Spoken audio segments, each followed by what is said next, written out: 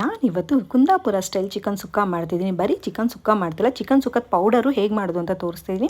ಈ ಥರ ಪೌಡರ್ ಮಾಡಿ ಇಟ್ಕೊಂಡ್ಬಿಟ್ರೆ ಎಷ್ಟು ದಿನ ಆದರೂ ಮಾಡಿಟ್ಕೊಂಡು ಚಿಕನ್ ಸುಕ್ಕ ಮಾಡ್ಕೋಬೋದು. ಈ ಥರ ಚಿಕನ್ ಸುಕ್ಕ ಅಂದರೆ ನನ್ನ ಹಸ್ಬೆಂಡ್ಗೆ ತುಂಬ ಇಷ್ಟ. ಅದಕ್ಕೋಸ್ಕರ ಇದನ್ನು ನಾನು ಕಲ್ತ್ಬಿಟ್ಟು ಮಾಡಿದ್ದೀನಿ. ತುಂಬ ಸರಿ ಮಾಡಿದ್ದೀನಿ. ಸೊ ಈ ಸರಿ ವಿಡಿಯೋ ರೆಕಾರ್ಡ್ ಮಾಡಿ ರೀಲ್ಗೆ ಹಾಕಿದ್ದೀನಿ. ಸಖತ್ ಈಸಿ. ಫಸ್ಟಿಗೆ ಚಿಕನ್ಗೆ ಕೊಕೊನಟ್ ಆಯಿಲಲ್ಲೇ ಮಾಡಿದ್ರೆ ತುಂಬ ಟೇಸ್ಟಿ ಆಗುತ್ತೆ. ನಾನ್ ವೆಜ್ ಎಲ್ಲ ಕೊಕೊನಟ್ ಆಯಿಲಲ್ಲೇ ಮಾಡಬೇಕು. ಇನ್ನು ಈರುಳ್ಳಿ ಟೊಮೆಟೊ ಚೆನ್ನಾಗಿ ಫ್ರೈ ಮಾಡ್ಕೊಬೇಕು. ಅದ್ರ ಜೊತೆಗೆ ಸ್ವಲ್ಪ ಉಪ್ಪು ಮತ್ತು ಅರಿಶಿನ ಪುಡಿ, ಜಿಂಜರ್ ಗಾರ್ಲಿಕ್ ಪೇಸ್ಟ್ ಹಾಕ್ಕೊಂಡಿದ್ದೀನಿ. ಉಪ್ಪು ಹಾಕ್ಕೊಂಡು ಫ್ರೈ ಮಾಡೋದ್ರಿಂದ ಬೇಗ ಫ್ರೈ ಆಗುತ್ತೆ ಅಂತ ಹೇಳ್ಬಿಟ್ಟು ಹಾಕಿದ್ದೀನಿ. ಮತ್ತು ಚಿಕನ್ ಮ್ಯಾರಿನೇಟ್ ಎಲ್ಲ ಏನೂ ಮಾಡಿಲ್ಲ, ಚೆನ್ನಾಗಿ ವಾಶ್ ಮಾಡಿಬಿಟ್ಟು ಇದ್ರ ಜೊತೆಗೆ ಹಾಕ್ಬಿಟ್ಟು ಬೇಯಿಸ್ಕೊಬೇಕು. ಇದು ಬೇಯಕ್ಕೆ ಬಿಟ್ಬಿಟ್ಟು ಇನ್ನೊಂದು ಕಡೆ ನಾನಿಲ್ಲಿ ಮಸಾಲ ಪೌಡ್ರ್ ಮಾಡ್ಕೊಳ್ತಿದ್ದೀನಿ. ಚಿಕನ್ ಸುಕ್ಕ ಪೌಡ್ರ್ ಮಾಡ್ತಾಯಿದ್ದೀನಿ. ಇದು ಮಾಡೋ ಸಖತ್ ಈಸಿ. ಬ್ಯಾಡಗಿ ಮೆಣಸು ತೊಗೊಂಡಿದ್ದೀನಿ, ಅದನ್ನು ಚೆನ್ನಾಗಿ ಫ್ರೈ ಮಾಡ್ಕೊಬೇಕು.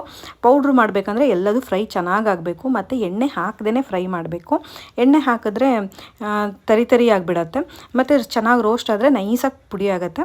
ಇನ್ನು ಇದ್ರ ಜೊತೆಗೆ ಕೊತ್ತಂಬರಿನೂ ಹಾಕ್ಕೊಂಡಿದ್ದೀನಿ. ಇನ್ನು ಉಳಿದಿರೋ ಗರಂ ಮಸಾಲ ಐಟಮ್ಸು, ಗಸಗಸೆ ಅದೆಲ್ಲ ಸ್ವಲ್ಪ ಜಾಸ್ತಿ ಹಾಕ್ಕೊಂಡ್ರೆ ಚೆನ್ನಾಗಾಗತ್ತೆ ಅಂತ ಹೇಳ್ಬಿಟ್ಟು ಎಲ್ಲದನ್ನು ಹಾಕ್ಕೊಂಡಿದ್ದೀನಿ.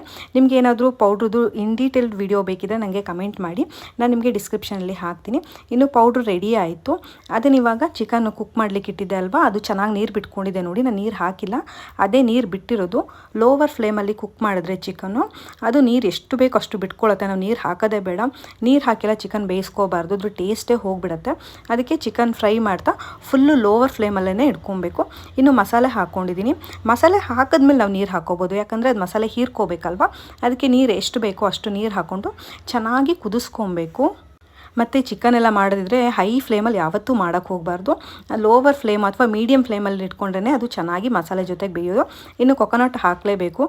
ತುರ್ತಿರೋ ಕಾಯಿ ಹಾಕಿದ್ರೇ ಅದು ಕುಂದಾಪುರ ಸ್ಟೈಲ್ ಚಿಕನ್ ಅಂತ ಅನಿಸೋದು. ಕಾಯಿನ ಚೆನ್ನಾಗಿ ಫ್ರೈ ಮಾಡ್ಕೊಂಡಿದ್ದೀನಿ ಮತ್ತು ಹುಣಸೆಹಣ್ಣಿನ ನೀರು ಹಾಕ್ಕೊಂಡಿದ್ದೀನಿ. ಅಥೆಂಟಿಕ್ ಫ್ಲೇವರ್ ಕೊಡುತ್ತೆ. ಅದ್ರ ಜೊತೆಗೆ ಸ್ವಲ್ಪ ಕೊತ್ತಂಬರಿ ಸೊಪ್ಪನ್ನು ಹಾಕ್ಕೊಂಡಿದ್ದೀನಿ. ಎಲ್ಲದನ್ನು ಹಾಕ್ಕೊಂಡು ಚೆನ್ನಾಗಿ ಫ್ರೈ ಮಾಡ್ಕೊಬೇಕು. ನಿಮಗೆ ಗ್ರೇವಿ ಬೇಕಿದ್ದರೆ ಸ್ವಲ್ಪ ನೀರು ಜಾಸ್ತಿ ಹಾಕ್ಕೊಂಡ್ರೆ ಆಯಿತು. ಇಲ್ಲ ಈ ಥರ ಸುಕ್ಕ ಕನ್ಸಿಸ್ಟೆನ್ಸಿಲೇ ಬೇಕಿದ್ದರೆ ಇಷ್ಟು ಹಾಕ್ಕೊಂಡ್ರೆ ಸಾಕು. ನೋಡಿ ಇದು ಇವಾಗ ರೆಡಿಯಾಗಿದೆ. ಕಾಯಿ ತುರಿ ಹಾಕಿದ ತಕ್ಷಣ ಅದು ನೀರು ಸ್ವಲ್ಪ ಜಾಸ್ತಿ ಇದ್ದರೆ ಎಲ್ಲ ಹೀರ್ಕೊಂಡ್ಬಿಡತ್ತೆ. ಮತ್ತು ಕಾಯಿ ಹಾಕಿದ್ಮೇಲೆಲ್ಲ ಇನ್ನು ಕುದಿಸೋದೆಲ್ಲ ಏನೂ ಬೇಡ, ಯಾಕಂದರೆ ನಾನು ಕಾಯಿನೇ ಚೆನ್ನಾಗಿ ಫ್ರೈ ಮಾಡ್ಕೊಂಡಿದ್ದೀನಲ್ಲ. ಕಾಯಿ ಹಾಕಿಬಿಟ್ಟು ಚೆನ್ನಾಗಿ ಫ್ರೈ ಮಾಡಿಕೊಂಡ್ರೆ ರೆಡಿ ಆಗುತ್ತೆ. ನಿಮಗೆ ಈ ವಿಡಿಯೋ ಇಷ್ಟ ಆಗಿದ್ರೆ ಲೈಕ್, ಶೇರ್, ಕಮೆಂಟ್ ಮಾಡಿ.